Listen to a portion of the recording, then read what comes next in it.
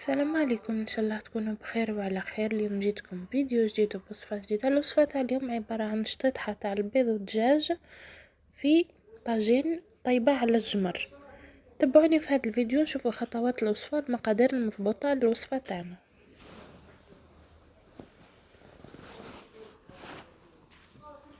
بالنسبه للمقادير، عندي أجنحة تاع دجاج، عندي 5 أجنحة لهنا اللي تكفي العائلة تاعي، فيكم تضيفوا أكثر أو أقل حسب العائلة تاعكم.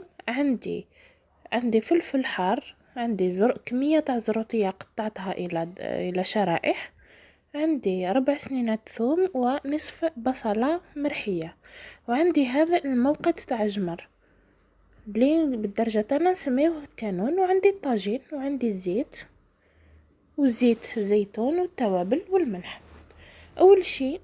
اول خطوه راح نبدا بها هي اني نحط الطاجين تاعنا فوق الموقد ولا فوق الكانون ونخليه يسخن شويه.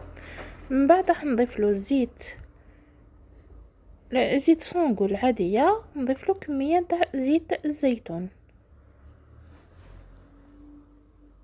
وراح نزيد نضيف البصل اللي راي نصف بصله مرحيه و4 سنينات ثوم مرحيين، نضيفهم فيه مع الزيت. وراح نزيد نضيف كمية تاع الملح حسب الذوق،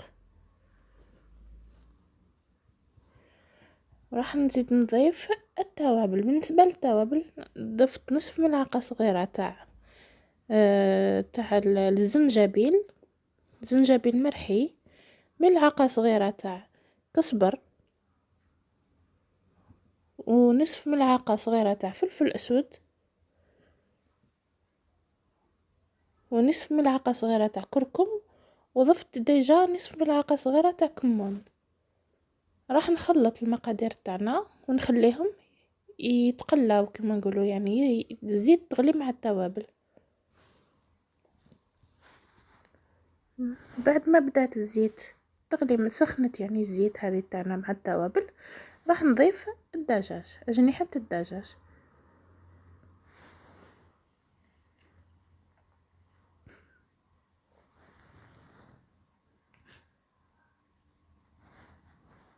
من بعد راح نحرك توابل مع أجنحة الدجاج حتى باه تترقد، يعني باه التوابل يرقدوا لنا الدجاج.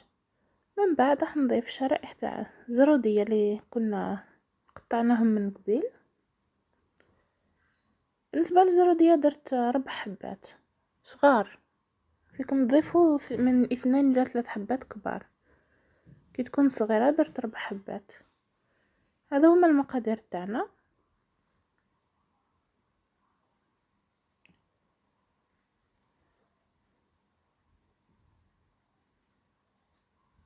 راح نزيد نضيف كمية تاع الماء ونخلي المرق تاعنا يغلي، يعني يتغلى.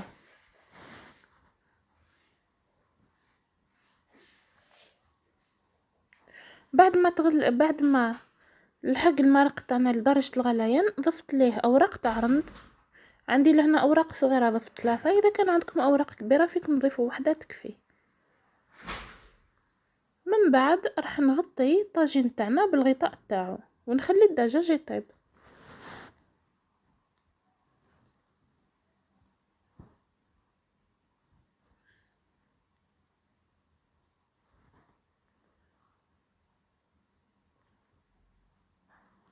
بعد ما طاب الدجاج تاعنا راح نحيه من الطاجين باه يخلينا ليسباس، يعني يخلينا البلاصه.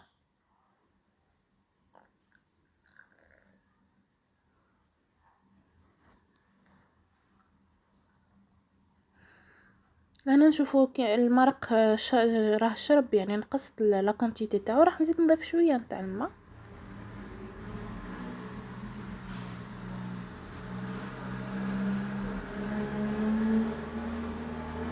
نضيف كميه نتاع الماء.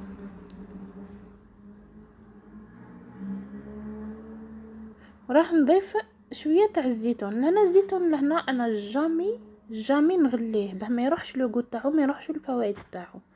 الزيتون راح نحيله الملح بطريقة بسيطة جدا، وهي كل 15 دقيقة نغسله. يعني ندير الماء في إناء ونحط فيه الزيتون، نخليه لمدة 10 دقائق ونعاود نغسله، ونعاود نفس الطريقة ينسي دو سويت حتى ندير 5 مرات. يعني 5 مرات نغسله 5 مرات حتى يتنحى الملح.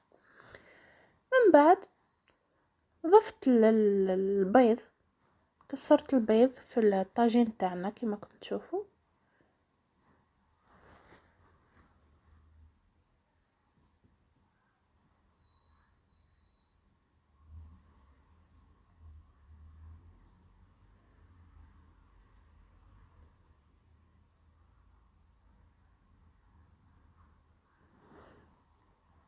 بعد ما نخليه يبدا يغلي،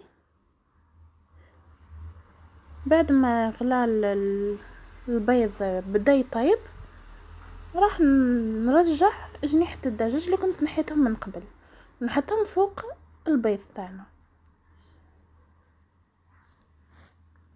من بعد ضفت قرون تاع فلفل حار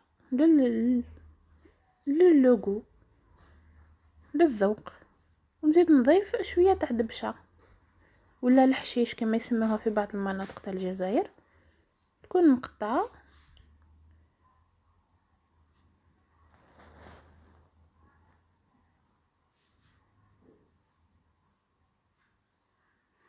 من بعد نغطي الطاجين تاعنا ونخلي الفلفل والبيض يطيبوا.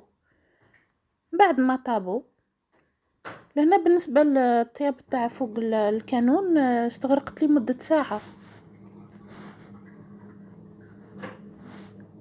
لهنا الطبق تاعنا راه وجد. ان شاء الله تجربوه في بيوتكم، ان شاء الله تعجبكم الوصفه تاعي، وبالصحه والراحه، والسلام عليكم ودمتم سالمين.